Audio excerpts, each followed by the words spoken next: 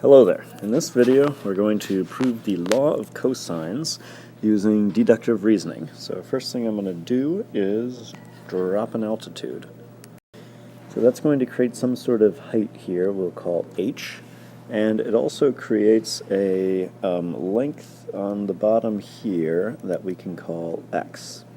Now the remaining length on this side we can call b minus x. Okay. So now a couple things are going to be true. I have a right triangle on the left and a right triangle on the right. And I'm going to start by just writing down things that I know are true. So for the triangle on the left, I know that this length, x squared plus h squared, is a squared. I'm just going to keep writing down things I know are true. So the triangle over here on the right, I'm going to know that this squared plus this squared is this squared. Okay. Now, I have this x over here, so I kind of might want to use it at some point. I know where this is going, so this is not a big leap. H I might want to know too, but for the way this proof is going to work, I just need to know x. So I want to write something about x, and in general I actually know this angle over here, c, also. It's usually used for side angle side problems. So this angle c, the big triangle is not right, but the blue one's a right triangle, and it uses that angle. So it opens up to h. So we could talk about the sine of c being h over a, but I'm going to want to use x. So that would be adjacent, a cosine. So I've just written down a bunch of things that I know are true. And now I want to see if I can manipulate this somehow. I got Pythagorean theorem here and here. And you'll notice that we got h squared in a couple of these.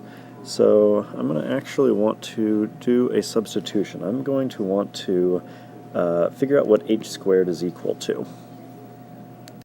So subtracting in the blue one, I get this. And now this h squared, I can replace that in over here. I can substitute that in for that piece there.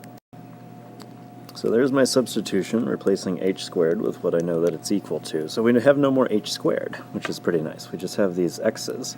Let's expand this out. So this thing here becomes the middle part, so that's going to be minus 2bx, and then plus x squared.